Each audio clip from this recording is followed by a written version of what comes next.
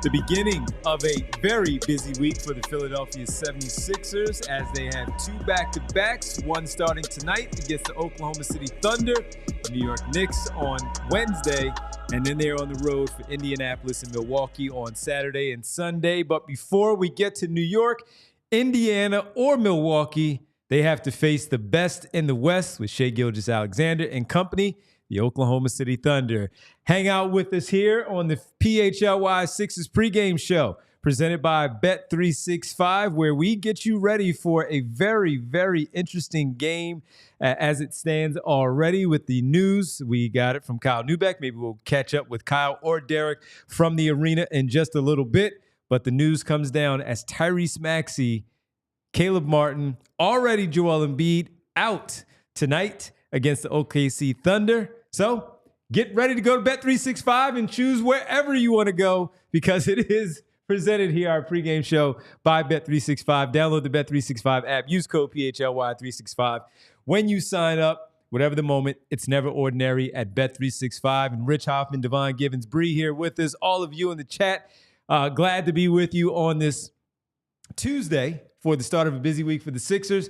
But sometimes, you just felt like, all right, maybe Vince was talking to us. He felt pretty confident. Our GM, as you guys know in the chat, Vince Pellegrini, you also know him from our Discord. You felt pretty confident maybe that, might be able to steal one from the 32-6 OKC Thunder. He was confident? Was that before, Bree, he realized that Tyrese Maxey and Vince is a contrarian, Caleb Martin, but that's next level. Come on. So, hey, man. I mean, look, we're going to get to the starters and all that stuff a little bit later, but we jokingly had as part of our rundown the very first one, the finals preview. Tonight, Thunder Sixers here on the show. 3 months ago, we thought that might be which is first why we put it one. in the rundown. Yes, exactly. We're stubborn. We're keeping it up. We're keeping it up, man. We're keeping it going, having a little fun with it because we have to have some fun. But look, man, he's out, Maxey now, Caleb Martin out, Joel was already out, Kyle Lowry out. Did he miss the most recent news too? Paul George? Out.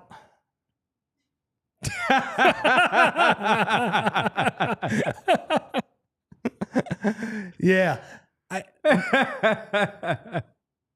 Go ahead, man. I enjoyed your breaking news reaction there. Thank you. I saw it in the chat, but I was like, was that a joke? So all right. I have a little bit of a half-baked theory, and Devon, I could be making a mistake here because reading in to anything that Nick Nurse says at the podium is a dangerous game. I think we all know that by this point. I believe it was a week ago. No, it was 8 days ago at this point. It was before that Phoenix game where Nick Nurse talked about being able to play back-to-backs with Joel Embiid on both ends. Joel Embiid has not played a game since then. No, forget back-to-backs. The guy's missed 5 straight games with this foot issue. But Nick Nurse said when he was asked about Joel Embiid day-to-day, and he said it, I guess the way I would put it kind of cheekily, he said, day-to-day, hopefully tomorrow is a good day. And I wonder, with the back-to-back, very difficult back-to-back, with tomorrow's game on national TV, right? Yep. We know what the NBA rules are. They want you to play your starters, your top-line players. If they're going to sit, they don't want that to happen when it's on ESPN, when it's on TNT. Now that I see Tyrese Maxey out, now that I see Paul George out, I wonder if this is just a big punt, and they say, we're going to try and get one of two here. OKC is better than the Knicks.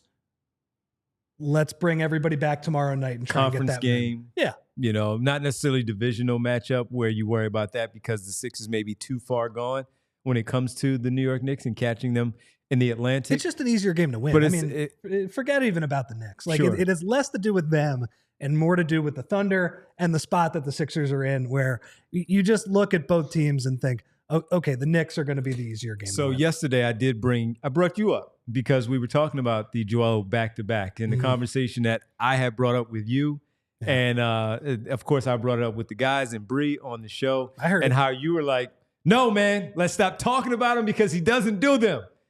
But the conversation, as you said, you heard it was because of things like this where they don't have a lot of room for error anymore. They are 15-22. They have these two back-to-backs. And before I checked to look at what the TV schedule was, I realized that OKC was not. I thought it was at least an NBA TV game, and tomorrow was going to be a ESPN, or tonight might have been the TNT game, but it wasn't.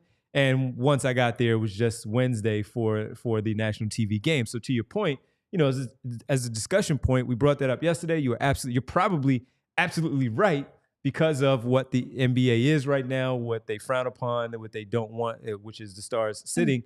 And with Joel, you give him an extra day off. Yeah, too. And so he'll miss 5 straight games because of this. By the way, he might not play tomorrow. He might not. He might not because look, he has missed. He's missed a 4 lot of games time. now. Today is 5. Yeah, it's a legit thing where he might not be able to go tomorrow. But Maxey and George most likely will be able to go against the Knicks on ESPN tomorrow. I think that's a 7 or 7:30 tomorrow. No, I think they moved it up to 7. It is 7. But it's on ESPN, which means it'll start at like 7:25. Yeah, something like that. It'll still be around 7:10. But yes, I understand what you're saying. But to your point, man, it's, the conversation that we were having, as you said, they're too deep in the hole, man.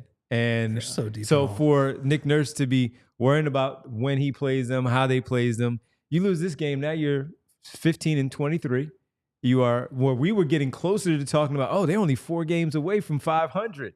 Look at who they're playing. The 5-game run that they have where you wanted them to go 4-1. And you were absolutely well within your right to believe so after beating the Brooklyn Nets on the road, playing 3 games at home before you go on the road to take on the Orlando Magic, which, by the way, was a very close game again where they could have won that one. 2-3 and barely beat the Wizards. Right, yeah. Exactly. That's not a harmful week of basketball. Oops on your fault. That's an oops on their fault. Oops on their part. But for where they are right now and looking at it with what they're currently up against, I mean, they're still only 2 games back of the 10 seed.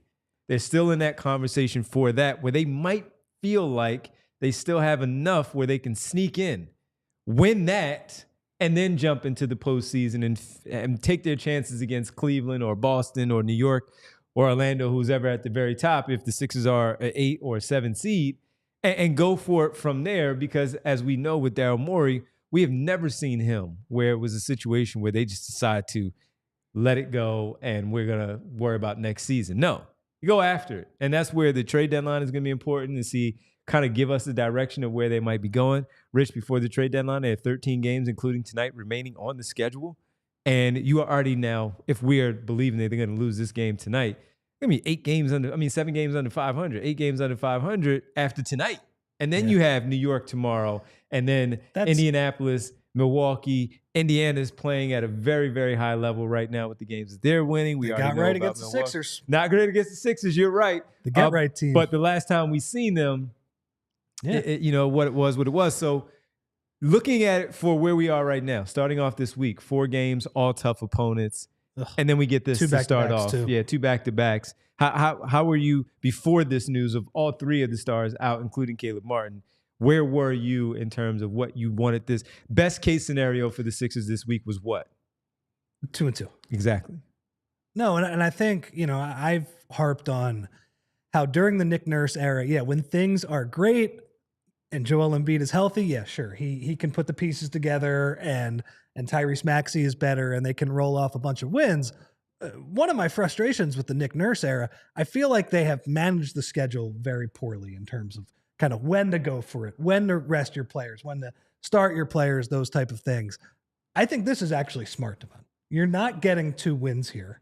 So why not just go really hard on the easier of the 2 games? Not an easy game. I'm not calling it an easy game. And I have Aaron asked, why should we expect Joel Embiid to play tomorrow? I'm not expecting that, Aaron. I don't know. But if that were the case, this would be how you do it. I think that's the best way to go about it. I would also say, too, when you mention things like they're only 2 games out of the 10 seed, they're only X games out of the number 6 seed, that sounds a lot better when you don't have this upcoming stretch of schedule. Because like last week when they had the 5 games. That's when you can make up the ground. Right. They did not. They went 2-3. That was really bad. Mm-hmm. And now they're just going to be holding on for dear life. Like they're just trying to stay afloat here, man. Yeah. Really anything around a 500 record during this stretch would be awesome, but they're going to need Joel Embiid to play in a bunch of these games to even achieve that. Because as we saw last week, when he doesn't play, I thought When you were at the Eagles game and I was at home watching the Eagles game, Kyle and Derek had a very good pod on Sunday where they just made the point the Sixers just don't have enough guys right now. When Justin Edwards, PG fouls out at the end of that game, the closing lineup, and he's the guy who's closing. I like Justin Edwards. I think he has a chance to stick in the NBA for a decent amount of time. That's a lot to ask for a guy who was not drafted just a few months ago. Yep, no Drummond, no KJ Martin to be in that closing lineup with Yabusele playing either the 5 or the floor in that scenario. And you had to go to a two-way rookie who is really not ready yet. Not ready. And he had to close out that game. And how did it work? It didn't work. It did not work out all that well for the Sixers. And in the chat there, we had someone say, because we had it jokingly again, for people just getting in there, Andrew Sharp says, finals preview, who?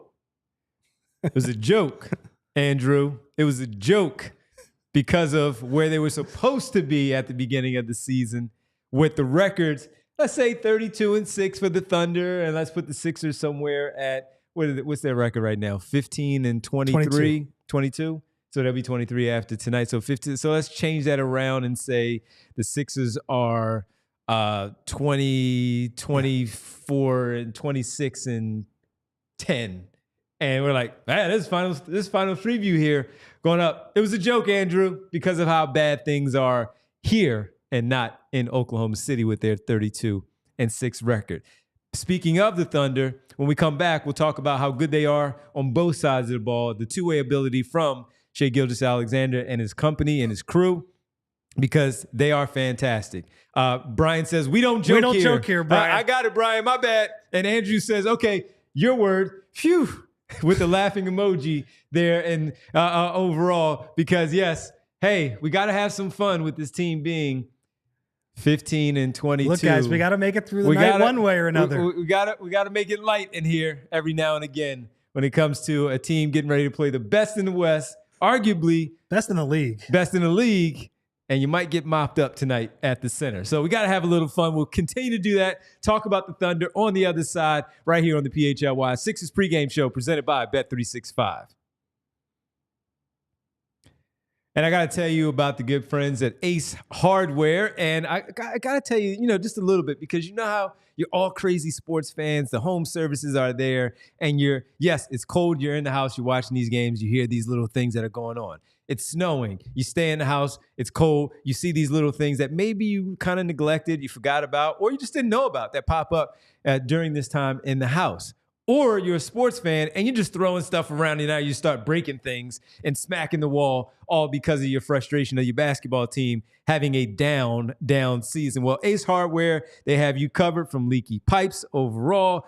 You got air conditioning issues that you need to fix. Maybe a faucet that just simply needs to be adjusted and fixed, and you didn't do so that you were supposed to do maybe last fall. Well, they have the person for you to do all of those things, because now they're not just the helpful hardware folks, they're also the helpful home service and repair folks as well. At Ace Hardware Services, whenever you get ready for the next job, they remember to bring those certain things to help you fix all the issues that you may have. They bring experienced local plumbers, techs that handle everything from repairs and seasonal maintenance to installations and upgrades, and they bring helpful to your home so you can spend more time on the projects that really matters, and you can sit back, relax as all of these things are done and not worry about breaking anything else. Even if you do, you can go back to Ace Hardware. Visit Ace Hardware Home Services online at www.acehardwarehomeservices.com to get your next project started with Ace Hardware. And Devon, while the Oklahoma City Thunder are hunting down a ring, not the Sixers, Adam, not yet, you can too. And you could do so with the good folks at Golden Nugget Jewelers. Located at Chestnut and 8th in Center City, Philadelphia, Golden Nugget is the place to go get engaged. It is a family-owned and operated business since 1987. If you are getting engaged, they have a wide assortment of rings and wedding bands to fit anyone's style. Just go in. They'll talk to you about it, and you can figure out what specific ring that you are looking for. You can also receive a final cleaning and a written appraisal with every engagement ring And it's not just wedding jewelry either, Devon. You can find watches, diamond necklaces, diamond bracelets, earrings, and more. Head to Golden Nugget Jewelers. You deserve an expert and the best price. Golden Nugget Jewelers, where Philly gets engaged. Just head on over to goldennuggetjewelers.com to learn more. Could use a nice watch. You guys listening out there? Could use a nice watch. Golden Nugget Jewelers. Just saying. All right, welcome back to the PHLY Sixers Pregame Show presented by Bet365. Getting a lot of no fun allowed in here, says Noob. No fun. No fun allowed with the angry face emoji on that one. You have Derek Bodner in the chat saying, let's go Sixers. Is that the real Derek Bodner saying that from the arena? Somebody hack his account. Thank you for checking in, Derek Bodner. And he's supposed to be a neutral journalist. Yes, he is. And we also have Jonathan Ian say, satire helps with the pain of the realty that's happening with this group. You know what this game feels like, man? To quote, I believe, it was Jim Carrey. Sometimes I forget if it was Jim Carrey or Jeff Daniels. Okay. In Dumb and Dumber. In Dumb and Dumber. So you're saying there's a chance? The odds that Lloyd had of getting with Mary in Dumb and Dumber, I don't want to say they're the exact same odds that the Sixers have of leaving the Farg with a win tonight, but it's pretty close. It is pretty close, but it's going to be tough, though, because the opponent, 32-6. The Thunder are the 20 of their last 21 games, 22 if you include the NBA Cup final, which doesn't count in the regular season standings. Yeah. That's pretty good. They're pretty darn good. Their one loss was at Cleveland, which is basically the hardest game in the NBA so far this year. Last week, which was a good game. We were watching it while we were watching the Sixers, trying to keep an eye on it. They were in it until the last 2-3 minutes of the game. That could, again, be a real finals preview with that game. But here tonight, Rich, you were just talking about it. The amount of games they've won, 9 of their last 10, 2 in a row. What did you say? 21 of their last 22? 20 of their last 22, if you include the NBA Cup. I exclude the Milwaukee Cup game. Oh, yeah. Then 20 of 21 then. 20 of their 21. And the two-way ability is amazing. They have such a deep roster. You mentioned Kyle and Derek talking about it on with the Orlando game, saying in the end they just don't have enough players. Justin Edwards is in the game to close it out. That's not the case with this team. They have too many players. They have too many players, and a lot of them do not get any time. And it starts with the MVP frontrunner in Shai Gilgeous-Alexander, Jalen Williams, an all-star candidate. When we talked about the offseason acquisitions, as you know, Bree knows, all of you maybe remember how high I was on Isaiah Hartenstein leaving the Knicks and then going to the Thunder and how important he was going to be, pairing him with Chet. And Chet hasn't even played in 2 months. So they are that good. And again, their two-way ability is amazing. Rich, just your thoughts on this OKC Thunder team. We've watched them, but we get to see them up close and personal for 448 tonight against the 76ers. And we joke about playing against the Sixers, but this team is great. I don't think there's ever been an NBA team in better position for the present and the future at the same time. With the amount of picks that they have, including the pick from the Sixers this year, that's like their fourth or fifth best pick too. Cherry on top. They got much better assets than that even, and that's a great asset to have. Devon, I mean, they have the best defense in the league by a lot, and they do it in a very specific way. They force 1 million turnovers, like a historic number of turnovers, and they limit teams to the lowest field goal percentage in the league by a mile.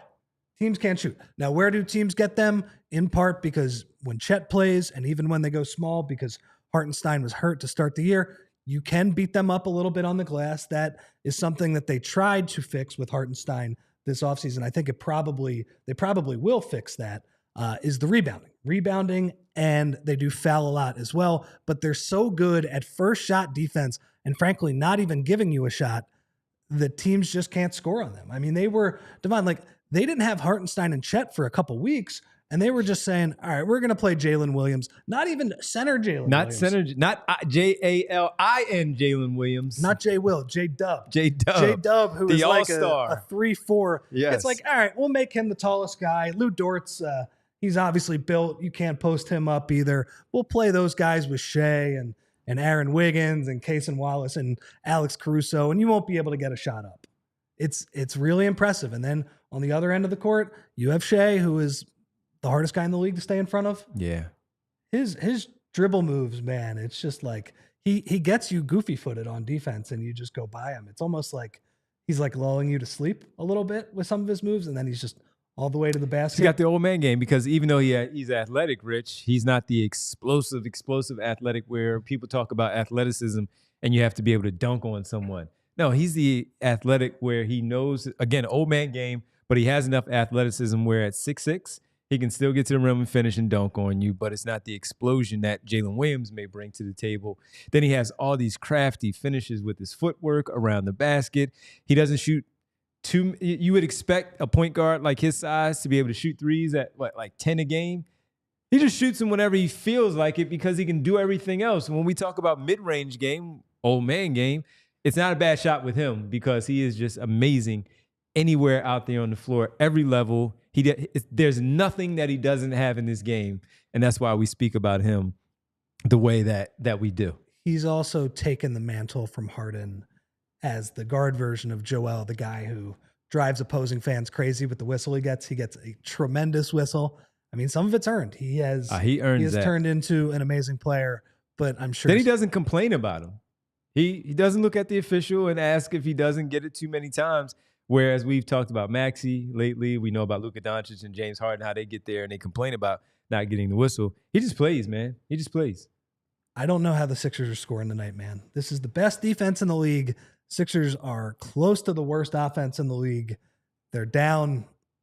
They're two best healthy guys right now. It's going to be a struggle, man. You know what it feels like a little bit to me? It feels like one of my favorite games of covering the Sixers the 7 or 8 years that I was on the beat was in 2015-16. Mm-hmm. The Warriors win 73 games that year. As you will recall, the Sixers won 10 games, just winning one more game than that Sixers team and getting above them and avoiding infamy. You cannot have a bigger mismatch than that, Devon. That is the all-time wins leader and almost the all-time loss leader. The Sixers took them down to the wire. Harrison Barnes makes a 3 at the end to win, but the crowd was going absolutely insane because they thought the Warriors were going to win by like 40 points. That's what you're hoping for tonight. It's going to be a struggle. Let's bring up one guy too who had a very nice night against your Knicks, and a guy who we are familiar with in Philadelphia, Isaiah Joe. Yeah, it's pretty good, man. Good spot for him, huh? What did he drop in that? In 7 threes? Something he like that? He hit 30 points, yeah. Yeah, I think he dropped obviously like a lot threes. of those are going to come from 3. A lot of threes, yeah. This is Derek's real bugaboo when it comes to what the Sixers have done over the last couple of seasons. One player in particular, as you know, working with Derek for so many years, that this is one that ticked him off. I was podding with him when it happened, when they released Joe and Bassey at the same time. Yep. Yeah. Really ticked him off. And Isaiah Joe he has found his way. New contract. We were happy about that. All of us were just happy for the guy to get a 4-year contract, very good money in a place where he has found a role. The coach talked about it a little bit earlier, and Kyle and put something up there on his social media, on Twitter, and of course on his personal account, where Dagno just singing the praises of how much of a hard worker Isaiah Joe is, just a consummate professional that he is, his shooting ability, how he's improved. We even talked about it during his final year here, where especially in the preseason, where he really, I think it was the year before they let him go, but he was really getting after it in the preseason, and he was really challenging some of those veterans for some minutes. That great preseason. And it wasn't just the shooting, Rich. It was also his defense, where we know he has the profile, but he just isn't all that great as a defender, right? Well, he's improved on that too. Just being around the rest of them, it's infectious, it's contagious. It's similar to Shai, where the guys who are limited defensively, although Shai has a little bit more tools than Isaiah does, they have bought in on that end. Yes. It's similar to what Maxey has done this year. Yeah. It's just that they have the infrastructure to make that really count. And Maxey carries a heavier burden with the offense than Joe does. But the buy-in is there. And the guy's just turned out to be a really, really good basketball player. Happy for him for what he has been able to find with that team. I think it helped him too, because those Sixers teams, and people will bring up Doc Rivers not playing him. I get it. He did not shoot the ball very well, but Doc probably should have given him a little bit longer of a leash. Yes. That first year with OKC, they were, I believe, a play-in playoff team. I think they lost to Minnesota at the end of the year. Did not make the playoffs. playing for a team with lower expectations at that point, a team that was able to give him time right away. It was really just 1 year too. Mm-hmm. I think that certainly helped him compared to a Sixers team that was so focused on winning all of those regular season teams. And the other thing, guys, I mean, OKC plays a perfect style. One of the things that they do more than anybody in the league, and we've seen it over the past few years, they have their guards screen for each other because they have big guys like the other Jalen Williams, like Chet, who can step out and space the floor and drag the other big guy out. They'll have Isaiah Joe just set a middle ball screen for Shai in the middle of the floor. Then he'll pop out for three. It's deadly because if you take one wrong step, Shai is going to get all the way to the basket, just a straight line drive. Or if you take one wrong step, Isaiah Joe's just going to pop out and get an open three. And as he has demonstrated, he is a good shooter. It's something that the Sixers used to do with JJ Redick and Ben Simmons a lot as well. It's been a really good spot. I'm very happy for him. Yes. He is a super nice kid. We'll see how long he'll be there because at some point they're going to have to pay all these guys. And but he got paid. So he got paid. So even if he goes elsewhere, he did get a good contract. Yeah, he's got a good contract. Anyway. All right, let's get to the starters, Rich. I don't know if you've seen them yet. I haven't. Boy, get ready. Let's see. Because here's what you got. Yabusele at the 5. No surprise there. Here we go. Kelly Oubre, as usual. Also in the front court with him, Ricky Council the 4th. Go get him, Rick. And then you go in the backcourt of, as you expected at the start of the season, Eric Gordon and Reggie Jackson in your backcourt. Those are your starters tonight against the Oklahoma City Thunder for Nick Nurse's basketball team. Your initial thoughts before we get to our pregame picks.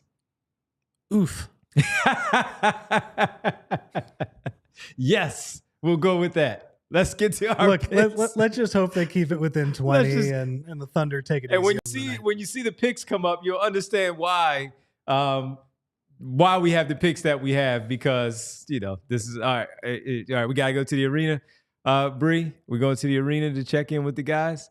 All right. Well, man, that's the starting lineup, isn't it? Man, that's the starting lineup. Goodness, great. That's a preseason starting lineup, is it not, Rich? Oh, it's not. It's like the first game of the preseason starting lineup. That's a preseason starting lineup. I would expect a better starting lineup in like game 3 or 4 of the preseason when you're supposed to be tuning up. I know the Sixers don't treat it that way. Well, see, again, that's where when you have short on players, we're not short on analysts there at the arena with the Thunder background, insiders with the Thunder background, which is fantastic. He's doing triple duty. He's covering the game. He's in the chat, and he's doing our pregame hit. Derek Bodner live from the center. And Derek, we just ran through the starting lineup, and I asked Rich his initial thoughts, and he said, "Oof."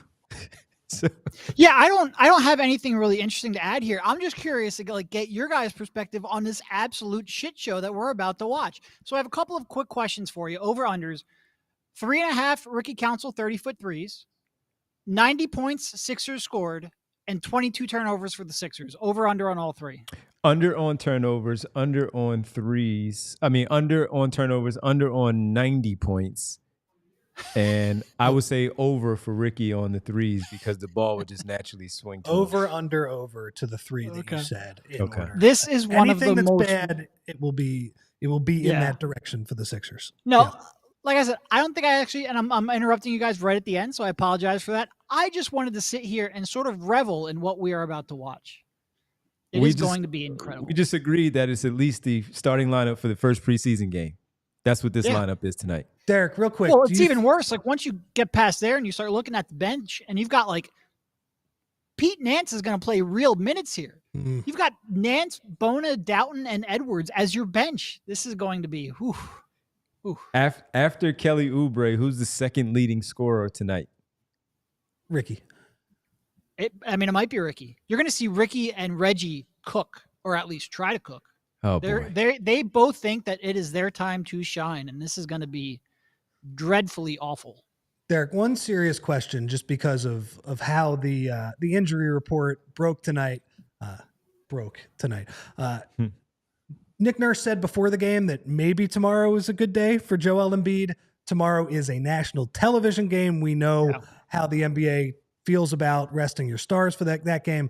So, do you think there's any chance that the Sixers viewed this as like, we're just going to punt this one on this back-to-back. The best we could have done is split. Maybe we get Joel back tomorrow, rest Maxey, rest PG, and we'll throw everything at tomorrow's game. Yeah, I mean, certainly in terms of like Paul, I think that was a very obvious late scratch of like, why throw him out there for the team to lose by 50 when you've got a back-to-back tomorrow? You know, Joel, who knows? I've given up trying to predict Joel and his availability. Fair enough. But I certainly think there's a better chance that all three of them play tomorrow and that they're viewing this game as I don't want to say lost cause or a schedule loss because people lose their minds when you say that sometimes, but I think there's, this is a great team. You're on the first night of a back-to-back. You've got some guys who are legitimately injured, and I think that Tyrese Maxey hand injury, look, I think it's something that he's going to play through.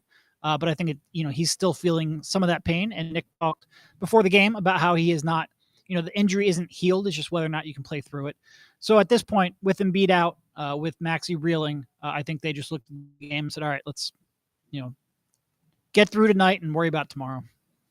All right, man. Well, go enjoy the show. And it'll be a show. I was joking with Kyle because we were talking, TV before the game. And he's like, hey, maybe you should start Severance because I haven't watched Severance and this came out with season 2. He's like, maybe you should start that tonight. They'll give you something to do. You can get through 2 or 3 episodes before this game's over. I might have to take him up on that. I saw that they had some sort of exhibit like out in the public where all the people started surrounding and then the cast of the Severance was actually inside the box of okay. We'll talk TV after the game. Yeah, probably. Okay. Well, yeah, tomorrow because we're doing a show tomorrow, so we can certainly talk about that then too. There you go. Derek Wagner joining us live from the center, getting ready for the finals preview tonight against the Thunder and the 76ers. Appreciate it, man. Good luck, fellas. Enjoy our pregame pick segment. We're going to run through this one here, brought to you by Bet365. Bet365. Make sure you use the code PHLY365 when you sign up. Whatever the moment, it's never ordinary. Bet365. Bree, let's show the people what I have here. Isaiah Hartenstein, double-double. This is before we knew everything. Yes. And Isaiah Joe, as you brought him up, over 1.5 threes made. I went with that as the same game parlay, plus 175. Pretty good? Yeah, the question is Hartenstein in the game long enough to get that double-double? He will get that double-double in the first half. Okay. Well, then I think or at least the rebounding part. I feel like Isaiah making 2 threes. That feels good to me. That feels pretty good. All right. That, again, our pregame pick segment brought to you by Bet365. Use code PHLY365 when you sign up. Whatever the moment, it's never ordinary at Bet365. Must be 21 plus and physically located in Pennsylvania. If you or someone you know has a gambling problem and wants help, call or text 1-800-GAMBLER. All right. That'll do it for us. We're going to go watch the show, too. See what happens here. On this Tuesday night, the front end of a back-to-back. The starting lineup is amazing. See how long the OKC starters are in the game. Our show, once again, presented by Bet365. Download the Bet365 app. Use code PHLY365 when you sign up. Whatever the moment, this game is never ordinary. This ain't going to be ordinary tonight. At Bet365 for Bree, Rich, I'm Devon, and Derek, of course. We thank you for hanging out with us. We see some confident people in there. Winona, Jeannie, talking about let's get a win. Love it, guys. Let's hope they get the win or at least make it entertaining. We'll talk to you after the game here on the PHLY Sixers podcast. We all silly like the mayor.